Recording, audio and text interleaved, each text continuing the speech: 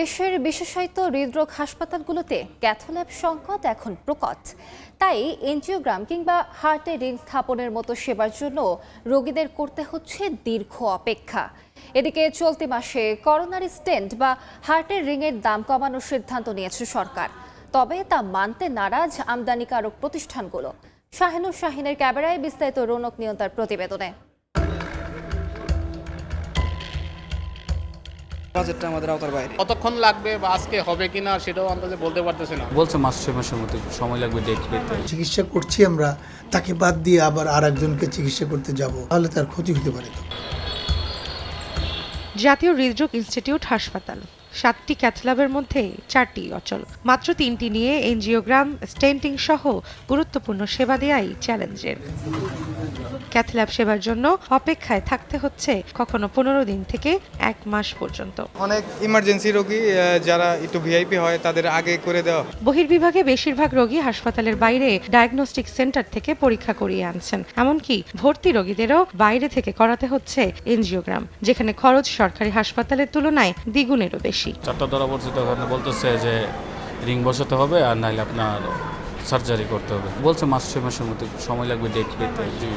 এই সংকটের কারণে অনেক সময় একটি এনজিওপ্লাস্টি চলমান অবস্থায় সাময়িক বন্ধ রেখে সেবা দিতে হচ্ছে অন্য রোগীকে, যা ঝুঁকিপূর্ণ রোগীর স্বাস্থ্যের জন্য। রোগী বের করে বলতেছে আর ইমার্জেন্সি একটা রোগী আসছে, ওই রোগী করতেছে করে তারপর আবার বসা দিব আর কি। মানে আমার বলতেছে কোনো সমস্যা হবে না।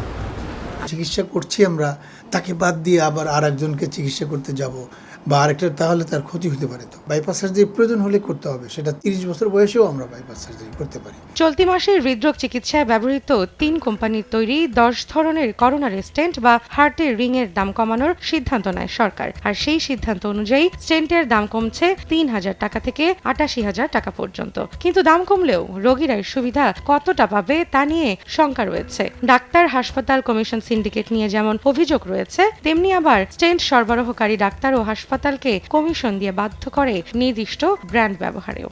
ভালোটা দিয়ে খারাপটার দাম নিতেছে বা খারাপটা দিয়ে ভালো, সেটা তো আমরা বলতে পারবো না, ভেরিফাই করতে পারবো না। ওষুধ যে কোম্পানি ওরা বলতেছে, কিন্তু আমরা তো আসলে দোনোটার দাম দেখার পরে পার্থক্যটা বোঝা যেত এই বিষয়টা। আর তো এটা তো আমরা তো আসলে দেখতে পাচ্ছি না। স্টেন্টের দাম নির্ধারণে অসমতা ও মানের অভিযোগের বিষয়ে পরিচয় প্রকাশে অনিচ্ছুক ঔষধ প্রশাসন অধিদপ্তরের এক কর্মকর্তা বলেন, নির্দিষ্ট নীতিমালা না থাকায় মান যাচাই করে আমদানি করা সম্ভব হচ্ছে না। সুনির্দিষ্ট পলিসি আছে, যে পলিসিতে আমরা এই প্রাইসগুলো ফিক্স করব অথবা কোয়ালিটি জাজ করব। এর জন্য আমার একজনের স্কিল লোক তৈরি করা দরকার। বিজেপি কিন্তু সেই লোক এখনো তৈরি হয়। তবে রিং কোম্পানিগুলো মানতে নারাজ সরকারের বেঁধে দেয়া নতুন দাম। ওরা আমাদের উপর চাপাই দিছে যে তোমাদের এই রেট করা হয়েছে, তাদের সাথে মিটিং হচ্ছে, যদি নেগোসিয়েশন হয় তাহলে ওই ফ্যাসিলিটি পাবে। ঔষধ প্রশাসন অধিদপ্তর বলছে, এই খাতে শৃঙ্খলা ফেরাতে গত বছর থেকে দাম নির্ধারণের সিদ্ধান্ত নেয় সরকার। স্টেন্টের সরবরাহ স্বাভাবিক রাখতে সহযোগিতা চাওয়া হয়েছে আমদানিকারকদের কাছেও। নির্ধারিত যে প্রাইস, এই প্রাইসের উচ্চ মূল্য কেউ নিতে পারবে না, কখনই না। আমরা যদি সেটা প্রমাণ সহ পাই নির্দিষ্ট তারিখের পরে, তাহলে কিন্তু আমরা সেখানে ঝাঁপিয়ে পড়ব। অক্টোবরে নতুন দাম কার্যকরের পর সঠিক তদারকির প্রয়োজন বলে মনে করছেন সংশ্লিষ্টরা। রৌনক নিয়ন্তা, সময় সংবাদ, ঢাকা।